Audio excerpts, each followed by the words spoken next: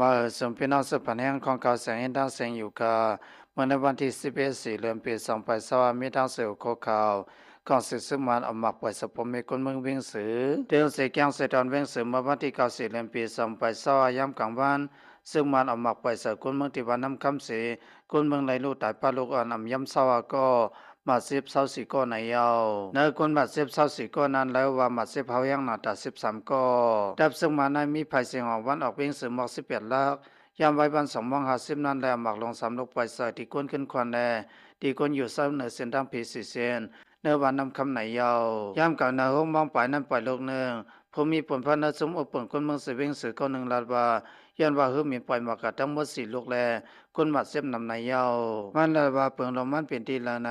เป็นที่ก้นอยู่เศร้าขึ้นควันในยาวมันยังลาแทงว่าวันนำคำในเป็นวันเหยียบวันลงมีหลังเฮือนคนปากไปก้วยแลมีปังเทือกเสือเสือ มีสมยิบกองกลางในพื้นที่พักเศร้าอยู่ไว้ว่าไหนคนแสนรายใจการนั้นเป็นคนวันนำคำพุทธสู้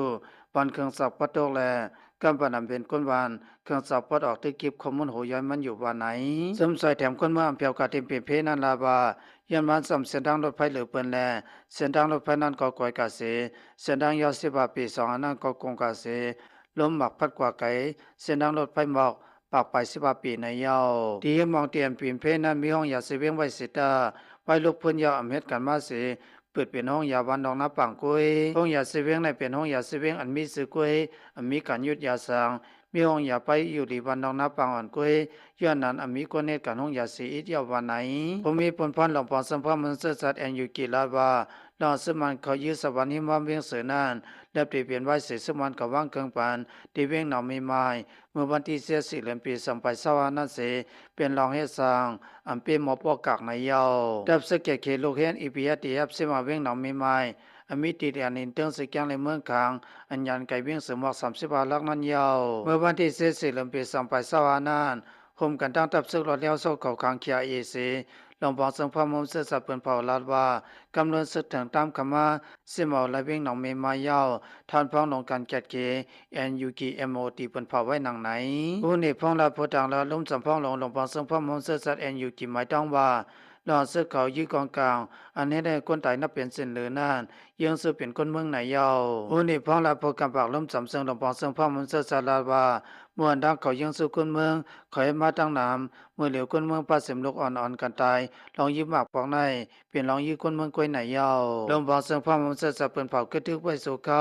ดอถึงวันที่13 เดือนปี2020ดับพันเข้าย้ำตัดซอยแถมคนทุพีไว้สิเพียนนินไว้เฮายังตีหิมตึงสีแกงเมื่อวันที่28 เดือนปี2020นั้นในเยาดับซึกยึดอนาคตเปินเผาไว้ว่าเดียววันที่2ต่อถึงวันที่22ตีกึตึกตัดเข้าทาง20วันไหนเยากุยกาทึกเปลี่ยนแปลงทึกกันอยู่ในพื้นที่เสดังสองฝ่ายก็นี้กันว่าพ้นเป็นคอมมันแกนการกึตึกกันไว้ว่าไหน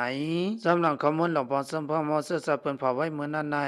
ไว้สิเพียนนินไว้ที่ตึงสีแกงเยากวนตายย้อนเครื่องมินของสิสุมาน65ก็มา10 60ก็ในเยาย้อนหมักลงของสิสุมานแลคนตายเสร็จก็มา31ก็วันไหนเวียงเสือในพี่น้องใต้คำถูกลีลงเดิมย่ำเป็นที่คือเพื่อนสภาพเวียงเสือ2 เมตรในเยาเมื่อ2 เมตรมีตุมีสายลูกเพื่อนมาแลเองกิเลสเขาเพื่อนพ่อกูตั้งเมืองอยู่เยาเวียงเสือในเป็นเพื่อนนางนี้พัวดานสภาพ2 เมตรเอาเลือดเตรียมปืนในโลกในนามพี่น้องใต้เอามาปานสืบปานอยู่ยาวข่าวในเปลี่ยนมาที่สึกคำเมียนมานาวข่าวเงากระสึกกว่ายับที่ในคาพี่น้องเสือส่งทำข่าวเงากระด้างเซงฮัลเลมิตัวเสือส่งผลกระเย็นเสือสาหลอดเพกันสีกรรมอย่าไปลืมติดตามของข่าวแสงอินสีกรรมคามาส่งด้างเซงคา